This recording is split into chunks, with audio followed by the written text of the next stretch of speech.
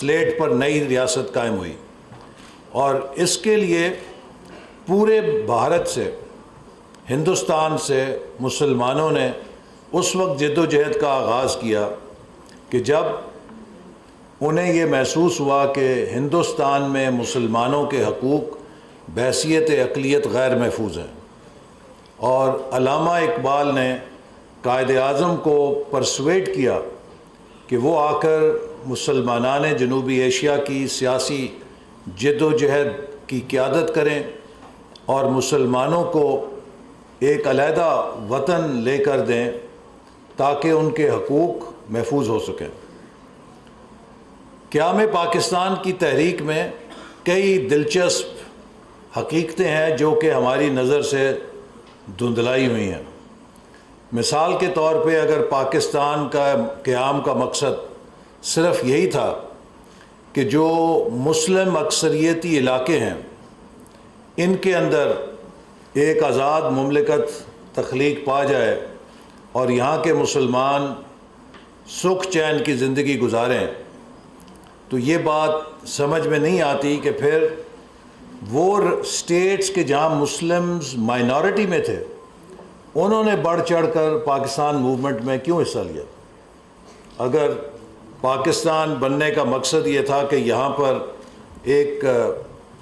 ایسی ریاست بنے جو صرف مسلم اکثریتی علاقوں کے لیے تحفظ فراہم کرے گی، تو پھر پاکستان کی موومنٹ میں وہ مسلمان کیوں شریک ہوئے جن کا تعلق ان علاقوں سے تھا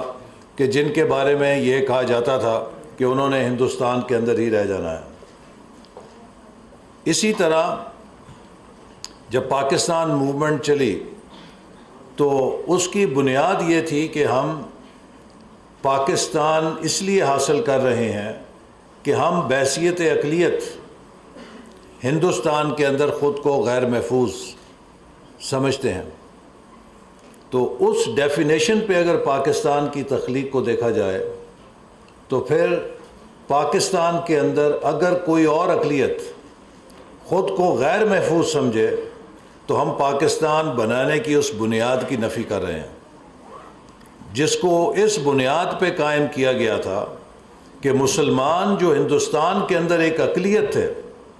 وہ بحیثیت اقلیت خود کو غیر محفوظ سمجھتے تھے، لیکن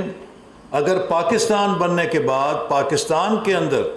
کوئی اقلیت خود کو غیر محفوظ سمجھے تو یہ اس دلیل اور اس بنیاد کی نفی ہے جس پر ہم نے پاکستان حاصل کیا تھا۔ لہذا پاکستان بنانے کے اس دلیل کا تقاضا ہے کہ پاکستان کے اندر ہر اقلیت خود کو اکثریت سے زیادہ محفوظ سمجھے، تبھی ہم جسٹیفائی کر سکتے ہیں کہ ہم نے پاکستان کیوں علیحدہ حاصل کیا تھا۔ پھر ہم نے پاکستان اس لیے بھی حاصل کیا تھا کہ ہم بتانا چاہتے تھے کہ ہم اس قابل ہیں کہ ہمیں جو اصول ہمارے تمدن، کلچر، مذہب نے سکھائے ہیں ہم ان کی روشنی میں ایک دور جدید کی کامیاب ریاست بنا کے چلا سکتے ہیں۔ ہمارے اندر یہ صلاحیت ہے کہ ہم دور جدید کی ایک جدید ریاست قائم کر کے اسے ثابت کریں گے کہ ہم انٹائٹلڈ ہیں کہ ہمیں ایک علیحدہ ملک دیا جائے۔ بدقسمتی سے وہ ملک بننے کے 25 سال کے بعد ہم آدھا حصہ گنوا بیٹھے، اور میں آپ کے ساتھ ضرور یہ بات شیئر کرنا چاہوں گا کہ یہ واقعہ تحریک پاکستان کے ایک بزرگ عثمان جوگے سہی صاحب نے ایک محفل میں سنایا، ایک عوامی میٹنگ میں۔ انہوں نے کہا کہ جب ہم 14 اگست کو قائد اعظم پاکستان بن گیا تو انہیں مبارکباد دینے گئے تو قائد اعظم کسی بات پہ پہلے مسکرا رہے تھے۔ ہمارا نوجوانوں کا ڈیلیگیشن جب انہیں مبارکباد دینے کے لیے گیا تو وہ کسی خوشگوار موڈ میں تھے، اور جب ہم نے انہیں مبارکباد دی تو وہ ایک دم سنجیدہ ہو گئے، اور انہوں نے کہا کہ آپ کو معلوم ہے کہ یہ وہ پاکستان نہیں ہے جو ہم چاہتے تھے، ہمیں ایک مورچہ ملا ہے اور ہم اس مورچے سے اصل پاکستان حاصل کریں گے۔ چونکہ آپ کو معلوم ہے کہ آخری وقت تقسیم ہند کے اندر دھاندلی کے ذریعے، فراڈ کے ذریعے کشمیر ہم سے چھین لیا گیا. اسی طرح اور کافی علاقے مشرقی پنجاب کے جنہیں پاکستان کے ساتھ شامل ہونا چاہیے تھا وہ بھی چھین لیے گئے. اور تحریک پاکستان کا شاید ایک اور واقعہ بھی آپ کو معلوم نہیں ہوگا کہ جب پنجاب کے اندر اسمبلی میں ووٹ ہوا کہ پاکستان بننا چاہیے یا نہیں بننا چاہیے تو اس پہ ووٹ برابر ہو گیا. تو اس ووٹ کے اندر کاسٹنگ ووٹ کس نے کاسٹ کیا؟ وہ پنجاب اسمبلی کے مسیحی اسپیکر تھے ایس پی سنگھا. انہوں نے پاکستان کے حق میں ووٹ ڈالا تو پنجاب اسمبلی سے قرارداد پاس ہوئی. اسی طرح یہ بھی بات ہمیں نہیں بتلائی جاتی کہ جب قیام پاکستان بن رہا تھا تو جو مسیحی برادری تھی اس نے باؤنڈری کمیشن کو لکھ کر دیا کہ آبادی کی گنتی کے اندر ہمیں مسلمانوں کے ساتھ پاکستان کی تقسیم کے لیے شمار کیا جائے. اگر مسیحی برادری اپنا وزن ہمارے ساتھ نہ ڈالتی تو شاید پاکستان کا جغرافیہ اور مختصر ہوتا. تو لہٰذا یہ ایک ملٹی ریلیجس، ایک ملٹی ایتھنک اسٹیٹ اور ریاست بنائی گئی جس کے اوپر کچھ کامن مقاصد تھے کہ جس کے ذریعے ہم پاکستان میں رہنے والے ہر شہری کو اس کے بنیادی حقوق کا تحفظ دیں گے. ہم پاکستان کے ہر شہری کو معاش کا تحفظ دیں گے اور ہر شہری کو انصاف مہیا ہوگا. ریاست کی بنیاد ایک رومانس کے اوپر ہوتی ہے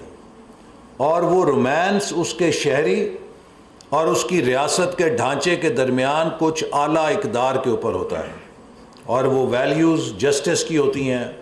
وہ ویلیوز سیکیورٹی کی ہو سکتی ہیں، وہ ویلیوز پراسپیرٹی کی ہو سکتی ہیں. کچھ اعلیٰ اقدار ہیں کہ جن کے اوپر اس ریاست کے شہری اپنے رنگ، نسل، مذہب سے بالا تر ہو کے کسی کامن ایجنڈا کے اوپر مل کر ایک کلیکٹیو آئیڈینٹی کے اندر خود کو سموتے ہیں. لیکن اگر وہ ان کی اجتماعی شناخت دھندلا جائے تو پھر ان کی انفرادی شناختیں ابھرنا شروع ہو جاتی ہیں اور وہ تقسیم در تقسیم کے عمل میں چلے جاتے ہیں. پاکستان کو کسی ٹینک کے ذریعے، کسی توپ کے ذریعے، کسی میزائل کے ذریعے حاصل نہیں کیا گیا. پاکستان کا قیام 1946 کے بیلٹ کے نتیجے میں معرض وجود میں آیا تھا. تو پاکستان کا جو ڈی این اے ہے قوم کا، ریاست کا، اس کی اساس بیلٹ کے اوپر ہے اور ایک جمہوری اور سیاسی جد و جہد کے اوپر ہے. لہٰذا اس ریاست کی بقا کا تعلق بھی اسی ڈی این اے کے ساتھ جڑے رہنے سے ہے کہ جس کے اوپر اس کی اساس قائم ہوئی تھی. پاکستان بلٹ کے ذریعے نہیں بنا تھا، پاکستان بیلٹ کے ذریعے بنا تھا. لیکن بدقسمتی سے پاکستان بننے کے کچھ عرصے کے بعد پاکستان کو بیلٹ کے راستے سے ہٹا دیا گیا. اور جب پاکستان میں غیر جمہوری اور غیر نمائندہ حکومتیں آئیں تو انہوں نے اس سوسائٹی کے اندر، اس ملک کے اندر جس میں ملٹی ایتھنک سوسائٹی تھی اور ڈیفرنٹ آئیڈینٹیز تھیں، ان کے درمیان تقسیم کو فروغ دیا. اور ہاریزونٹل لیول پہ بھی تقسیم ہوئی اور ورٹیکل لیول پہ بھی تقسیم ہوئی. ہم تاریخ میں 1960 کے عشرے کو بہت یاد کرتے ہیں کہ بڑی اقتصادی ترقی ہوئی، لیکن وہ اقتصادی ترقی ایک غیر نمائندہ ڈکٹیٹرشپ کے اندر ہوئی. اس کا نتیجہ کیا ہوا؟ اس کا نتیجہ یہ نکلا کہ ایک طرف ہاریزونٹل ان ایکوالٹی نے جنم لیا اور دوسری طرف ورٹیکل ان ایکوالٹی نے جنم لیا. جو ہاریزونٹل انیکوالٹی تھی اس نے مشرقی پاکستان میں یہ احساس پیدا کیا کہ اس پاکستان کے اندر ہمیں ہمارے حقوق حاصل نہیں ہیں، اور وہ 10 سال کا جو ترقی کے عمل نے جو ایک ہاریزونٹل انیکوالٹی پیدا کی تھی اس نے مشرقی پاکستان کو 1971 میں علیحدہ کر دیا، اور جو ورٹیکل انیکوالٹی پیدا ہوئی تھی اس سے سوسائٹی کے اندر ہیوز اور ہیو ناٹس میں اتنا زیادہ فرق پڑ گیا کہ سوشلزم کا نعرے نے زور پکڑا، اور نیشنلائزیشن جو ہوئی 1971 کے بعد اس نے پوری 1960 کی جو انڈسٹریلائزیشن کا سفر تھا اس سارے کو رول بیک کر کے گراؤنڈ زیرو کر دیا۔ تو ہم نے اس 10 سال کی ترقی کے عوض پاکستان کو مضبوط ہوتے نہیں دیکھا، چونکہ وہ ایک غیر نمائندہ یا نان انکلوسیو ترقی تھی۔ اس ترقی نے جو ڈسٹورشنز پیدا کیے، ایک ڈسٹورشن نے مشرقی پاکستان توڑ دیا، اور ایک ڈسٹورشن نے اس 10 سال کی جو ترقی تھی اس سارے کو رول بیک کر کے گراؤنڈ زیرو پہ لا کے کھڑا کر دیا۔ تو لہٰذا جو بات میں عرض کر رہا تھا کہ پاکستان کا ڈی این اے بیلٹ کے اوپر ہے، پاکستان کا ڈی این اے ایک جمہوری عمل کے اوپر ہے،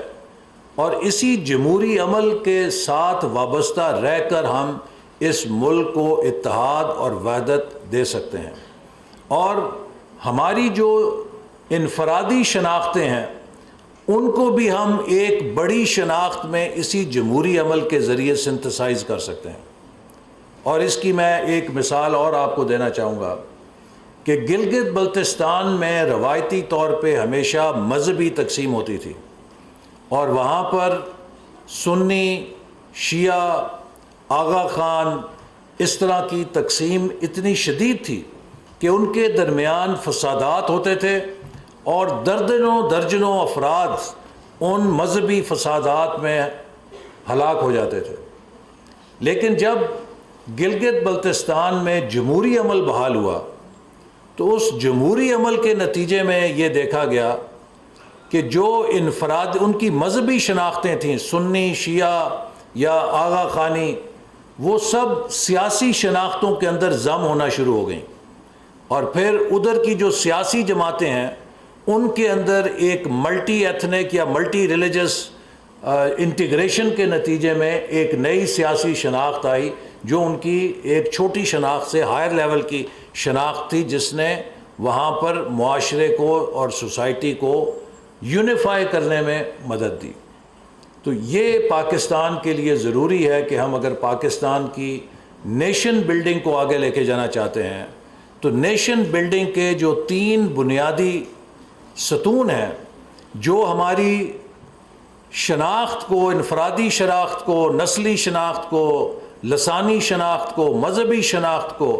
ایک اعلیٰ شناخت میں ضم کرتے ہیں، اس کے 3 لیورز ہیں کہ ہم کس طرح کا ایک سیاسی نظام وضع کرتے ہیں، کیا وہ پولیٹیکلی انکلوسیو ہے، ہم کس قسم کی سماجی وحدت پیدا کرتے ہیں، سوشل سولیڈیرٹی پیدا کرتے ہیں، کہ کیا ہماری سوسائٹی تعصب سے اور ایک دوسرے کے خلاف نفرت سے آزاد ہو کے وہ ایک وحدت کے اندر ہے، ہارمونائزڈ ہے یا نہیں، اور تیسری کیا ایک ایسی معیشت ہے جو اتنی مضبوط ہے کہ جس کے ثمرات ہر کسی تک پہنچ سکتے ہیں یا نہیں پہنچ سکتے، ایک انکلوسیو اکانومی ہے یا نہیں ہے۔ تو پولیٹیکل لیول پہ، سوشل لیول پہ اور اکنامک لیول پہ ہم کس نظام کو پرسو کرتے ہیں، وہ اس بات کا فیصلہ کرتا ہے کہ ہماری قومی شناخت یا نیشن بلڈنگ کس عمل سے گزرے گی۔ ہم اگر اپنی یہ تینوں عمل دیکھیں تو 75 سالوں میں بدقسمتی سے یہ تینوں ڈسٹارٹڈ رہے ہیں۔ ہم نے ان تینوں کو پھلنے کا اور پھولنے کا موقع نہیں دیا۔ میں یہ بات بھی آپ کو کہنا چاہتا ہوں کہ nation building is not about brick and mortar. Nation building is not about mechanization.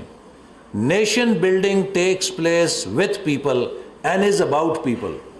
اور جہاں پر انسان ہوں گے تو وہاں پہ مشینوں کے فارمولے نہیں لگیں گے، وہاں پہ آرگینک فارمولے لگیں گے، آرگینک گروتھ ہوگی، وہاں پہ ایولیوشن ہوگی، اور اس ایولیوشن کو آپ بائی پاس نہیں کر سکتے. آپ اس ایولیوشن کو ایکسلریٹ کر سکتے ہیں،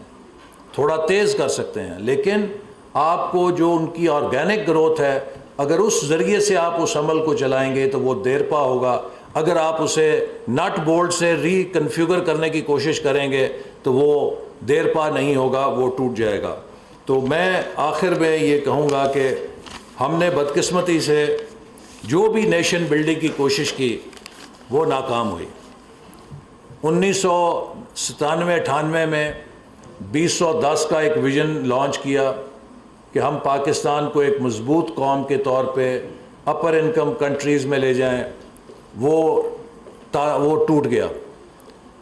2013 میں ویژن 2025 کے اوپر کام شروع کیا کہ پاکستان کو ایک مضبوط قوم میں ڈھالیں اور دنیا کی ٹاپ 25 معیشتوں میں لے کے جائیں. وہ بھی 2018 میں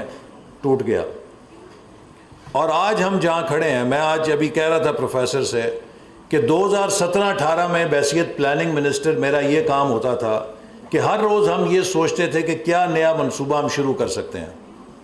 آج 4 سال بعد جب میں پلاننگ منسٹری میں آیا ہوں تو روز میرا سب سے بڑا جو پریسنگ کام ہوتا ہے وہ یہ ہوتا ہے کہ کون سا منصوبہ بند کرنا ہے تاکہ ہم وسائل کو بچا سکیں، چونکہ وسائل نہیں ہیں. 2018 میں پاکستان کا ترقیاتی بجٹ 1000 ارب تھا. 2022 میں پاکستان کا ترقیاتی بجٹ 550 ارب رہ چکا ہے. 2018 تک پاکستان میں جو ہماری دنیا کی سٹینڈنگ تھی وہ یہ تھی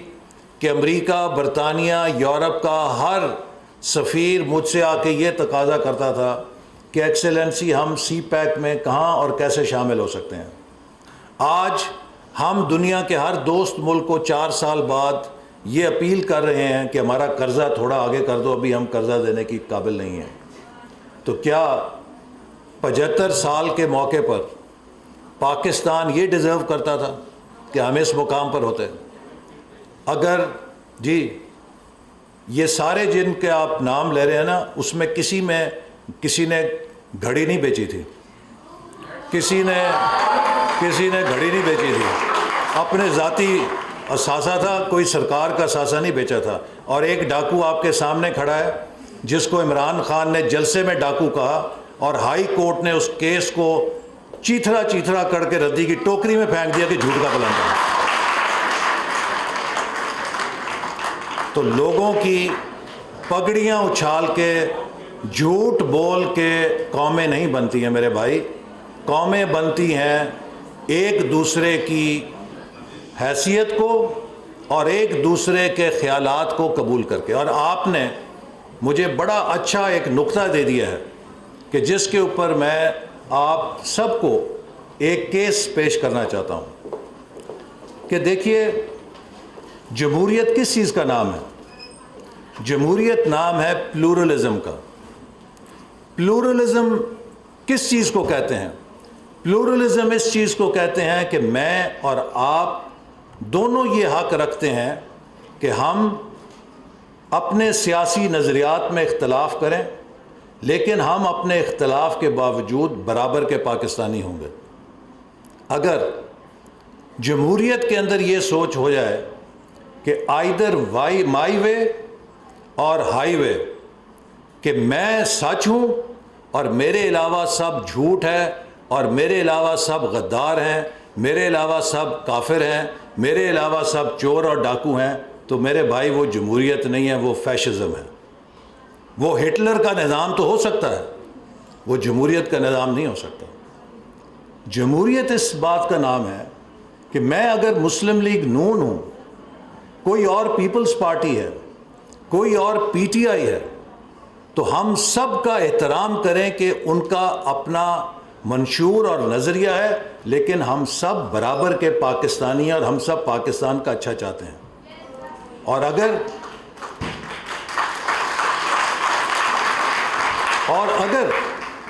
اگر ہمیں یہ کوئی پیغام دے کہ مجھے مانو اور میرے علاوہ سب سے نفرت کرو، تو پھر یہ کام تو وہ ہے کہ جو ہٹلر نے جرمنی میں کیا تھا، اور اس کا نتیجہ بھی ہمارے سامنے ہے کہ ہٹلر کا کیا انجام ہوا تھا اور جرمنی کا کیا انجام ہوا تھا۔ دیکھیے، انسان کو اللہ تعالیٰ نے اشرف المخلوقات بنایا ہے، اور اس اشرف المخلوقات کو اس لیے بالادستی دی ہے کہ اللہ تعالیٰ نے ہمیں عقل سلیم دی ہے، اور یہ جو عقل دی ہے اس کے اندر بھی ایک وائرس آ جائے تو جیسے کمپیوٹر میں وائرس آ جائے تو وہ کمپیوٹر ناکارہ ہو جاتا ہے، اس کمپیوٹر میں جو مائنڈ کمپیوٹر ہے ایک وائرس آ جائے تو یہ بھی انسان کو اشرف المخلوقات سے حیوان بنا دیتا ہے، اور وہ وائرس ہے ہیٹ اور پریجوڈس کا۔ میں آپ کو یہ بات اس لیے کر رہا ہوں، آپ نوجوان ہیں، آپ کے ہاتھ میں پاکستان کا مستقبل ہے۔ میرے پیٹ کے اندر وہ گولی ہے جو ایک نوجوان نے اپنے دماغ کی نفرت کی بنا پہ مجھ پہ چلا کے میری جان لینے کی کوشش کی تھی۔ اللہ تعالیٰ کی ذات مارنے والے سے بڑی تھی، اور میں بچ گیا، ورنہ شاید آج میں آپ کے سامنے نہ ہوتا۔ لیکن وہ گولی مجھ پہ کیوں چلی؟ اس لیے چلی کہ اس نوجوان کو بھی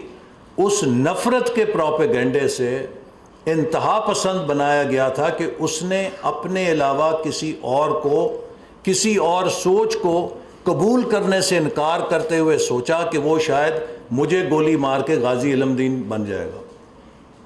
تو جب آپ بلیک اینڈ وائٹ میں سوچنا شروع کر دیتے ہیں سیاست کے اندر تو ناگزیر ہے کہ آپ انتہا پسندی کا شکار ہو جائیں گے،